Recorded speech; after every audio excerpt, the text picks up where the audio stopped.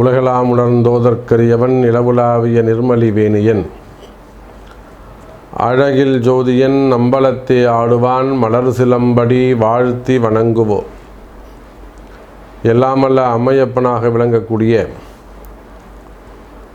பர்வதவர்தனி அம்பாசமேத ராமேஸ்வர ராமநாத பெருமானுடைய திருவடிகளை வணங்கி உலகம் முழுவதும் வாழக்கூடிய எனதருமை அன்பு பக்தர்களே, அன்பு நேயர்களே, அக்ஷய திருதியை அந்த பேரை கேட்டவுடனே மனசில் அப்படியே ஒரு தாமரை மலர்ந்ததை போல, எப்படி அக்ஷய திருதியை அப்படின்னு சொன்ன அக்ஷயம் அப்படின்னாலே அல்ல அல்ல குறையாதது. அக்ஷயம்னா என்னங்க? அக்ஷய வடம், அக்ஷய பாத்திரம், அக்ஷய தீர்த்தம், எதெல்லாம் எவ்வளோ எடுத்தாலும் மீண்டும் மீண்டும் மீண்டும் அந்த பொருள் உற்பத்தி ஆகிட்டே இருக்கும். மேஜிக் மாதிரி. மகாபாரதத்தில் கூட சொல்லுவாங்க, கிருஷ்ணர் சாப்பாட்டுக்காக வருவார். இந்த அம்மா எல்லாம் பாத்திரம்லாம் தேய்ச்சி கவுத்து வச்சுருவாங்க. அப்புறம் கிருஷ்ணர் என்னம்மா இருக்குது, சாப்பாடு இருக்கா கேட்கல. ஐயோ கிருஷ்ணா இல்லையே, இப்போ தான் நான் பாத்திரத்தை கவுத்து வச்சேன் அப்படின்வாங்க. இல்லை நீ பாரு, அதில் பாத்திரத்தை எடுத்து பாரு, ஏதாவது இருக்கும் அப்படின்வார். இல்லை கிருஷ்ணா, நான் பாத்திரத்தை அலம்பி நன்னா தேய்ச்சி சாப்பாட்டு பாத்திரத்தை கவுத்து வச்சுட்டேன்னுவாங்க. நீ எடுத்து பாருமா அப்படின்வாங்க. பார்த்தா அதில் ஒரே ஒரு பறிக்கை இருக்கும். அந்த ஒரு பறிக்கையை எடுத்து கொடுத்த உடனே திரும்ப அதில் 2 பறிக்கை உருவாகும். அப்படியே மல்டிபிள் ஆகிட்டே இருக்கும். அப்போ எடுக்க எடுக்க குறையாதது அப்படிங்கிறது தான் இந்த அக்ஷயம் அப்படிங்கிற வார்த்தைக்கு. எவ்வளவு எடுத்தாலும் எத்தனை முறை எடுத்தாலும் குறையாதது அப்படின்ட்டு நிறைவானது அப்படிங்கிறது தான் இந்த அக்ஷயங்கிற சொல்லுக்கு அர்த்தம். அதை திருதியை அப்படின்னா 3ஆம் நாள் வளர்பிறை, அமாவாசை கழித்து 3ஆவது நாள் ஒரு வளர்பிறையை குறிக்கக்கூடியது, சந்திரன் வளர்ச்சியை குறிக்கக்கூடியது. இந்த அக்ஷய திருதியை என்பது குபேரன் தான் குபேரனாக மாறுவதற்கு மகாலட்சுமியை நோக்கி பூஜை செய்த நன்னாள் அப்படி வச்சுப்போம். அப்போது யாருக்கெல்லாம் இந்த குபேர யோகம் வேண்டுமோ, யாராவது வேணாம்னு சொல்லுவாங்களா என்ன? ஒரு குபேர யோகம் இருக்குப்பான்றோம், எனக்கு வானாசாமி அதெல்லாம். சன்னியாசி கூட இப்போ இன்றைக்கி சொல்ல மாட்டார். சன்னியாசிகள் கூட தனியாக கிளைண்ட்டை வந்துட்டாங்கன்னா ரூமுக்கு ஆஷ்மேட்டு 1 மணி நேரம் 1.5 மணி நேரம் 4 மணி நேரம் கூட வச்சு பேசி வெளியில் பக்தர்கள் காத்து நிற்பாங்க. கவலையாக இருக்காது அவங்களுக்கு. அப்போ சன்னியாசிகள் கூட இந்த குபேர யோகத்தை வேணாம்னு சொல்ல போகிறதில்ல. ஒரு அரசியல் தலைவர் இருக்கார், என்கிட்ட அவங்கள்ட்ட ஏற்கனவே ஒரு 5 லட்சம் கோடி இருக்கும், இன்னொரு குபேர யோகம் வருதுன்னு சொல்கிறோம். உடனே அரசியல் தலைவர் சொல்லிடுவாரா? அந்த அரசியல் தலைவர் சொல்லுவாரா எனக்கு குபேர யோகம் வேணான்னு சொல்லுவாரா? என்கிட்ட தான் 5 லட்சம் கோடி இருக்குப்பா வேணான்னு சொல்லுவாருன்னு சொல்ல மாட்டார். அப்போது சாதாரண மனிதன் முதல் சன்னியாசி முதல் பெரிய பணக்காரன் வரை இன்னும் வேணுங்கிற ஆசை தான் இங்கே இருக்குது. ஆசை தான் துன்பத்துக்கு அறிகுறி. அப்போ எடுக்க எடுக்க குறையாத ஒரு சம்பத்தை கொடுக்கக்கூடியது அந்த குபேரன். குபேர யோகத்தை பெறுவதற்கு தனம், தானியம், தைரியம், விஜயம், வீரியம், அபயம், ஆயுகு, ஆரோக்கியம் அப்படின்னு சொல்லக்கூடிய 8 விதமான அதிர்ஷ்டங்களை, 8 விதமான ஐஸ்வர்யங்களை பெறுவதற்காக, இந்த குபேர பட்டம் பெறுவதற்காக தியானித்து பூஜை செய்து தபஸ் செய்த நன்னாள் அக்ஷய திருதியை. அப்படி இல்லைன்னா பூஜை செய்து குபேரன் பட்டத்தையும் அந்த உலகத்துக்கான அதிகாரத்தையும் பெற்ற வரம் பெற்ற திருநாள் அக்ஷய திருதியை. குபேரனுக்கு குபேர பட்டம் கிடைச்சது, குபேர வரம் கிடைச்ச நன்னாள் அக்ஷய திருதியை.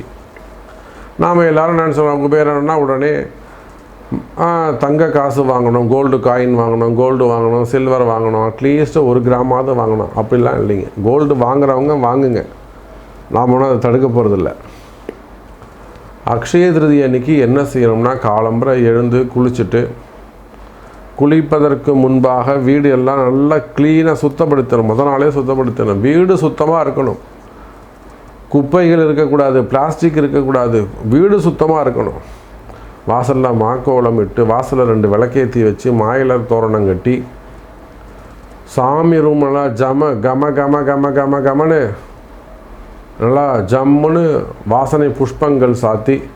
நான் அதுதான் சொன்னேன், இந்த தாமரை மலர்வதுன்னு நாம் ஏன் சொல்கிறோம்னா, எவ்வளோ பூ இருக்குது. சூரிய ஒளி பட்டா பகல் பொழுது வந்தால் தான் தாமரை வெளிச்சம் பட்ட உடனே மலருமா.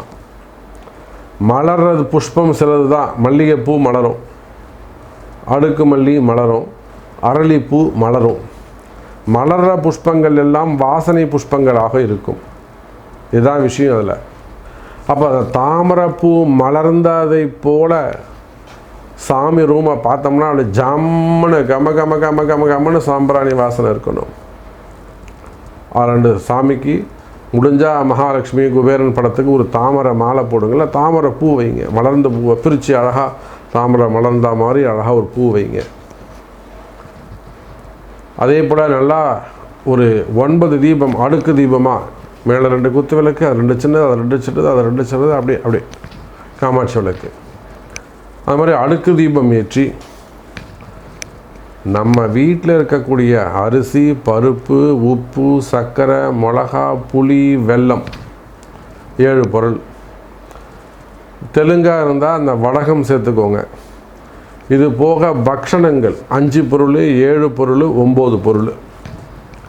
அதே போல் பக்ஷணங்கள் லட்டு, முறுக்கு, அதிரசம், வீட்டில் செய்யக்கூடிய இது என்ன ஸ்வீட்டு, கேசரி, பருப்பு பாயசம், சக்கரை பொங்கல், இது மாதிரி தானியங்கள், பக்ஷணங்கள், ஒரு புது துணி, பசங்களதாக இருக்கலாம், உங்களதாக இருக்கலாம், கணவர்தாக இருக்கலாம், புது துணி ட்ரெஸ்ஸு எடுத்து வச்சு, ஒரு கண்ணாடி எடுத்து வச்சு, பழங்கள்லாம் சுற்றி அடுக்கி, பூவெல்லாம் அழகாக டெக்கரேஷன் செய்து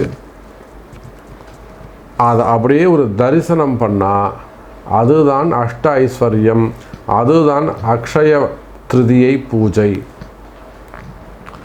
அதுதான் அக்ஷய திருதியை பூஜை.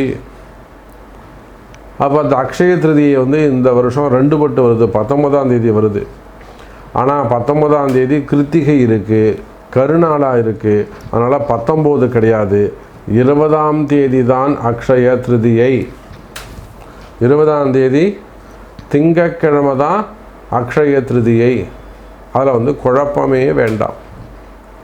அப்போ இந்த அக்ஷய திருதியை உங்கள் வீட்டில் நான் சொன்ன மாதிரி தானியங்கள் என்னென்ன, அரிசி, பருப்பு, உப்பு, சர்க்கரை, புளி, மஞ்சள், அப்புறம் தெலுங்காக இருந்தால் அந்த வடகம் சேர்த்துக்கோங்க, வெல்லம் சேர்த்துக்கோங்க, இன்னும் ஏதாவது ஒரு மிளகாய் சேர்த்துக்கோங்க. 5 பொருள், 7 பொருள், 9 பொருள். அதே போல் ஃப்ரூட்ஸ் வெரைட்டி, ஃப்ளவர்ஸ் வெரைட்டி, பக்ஷணங்கள், பெரிய கண்ணாடி வச்சு கண்ணாடியில் தரிசனம் பண்ணி குபேரனுக்கு அர்ச்சனை செய்து பணம் வைக்கலாம், சில்லறை காசு வைக்கலாம். 1 ரூபா காயின் 108 வைங்க, 5 ரூபா காயின், 10 ரூபா காயின், 20 ரூபா காயின், அப்படியே அழகாக குவிச்சு வைங்க.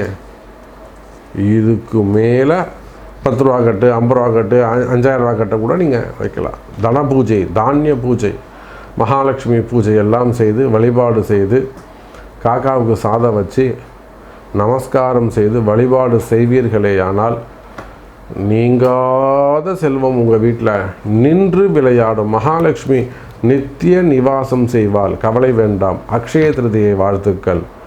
ஜெய் வராகி, ஜெய் ஜெய் வராகி.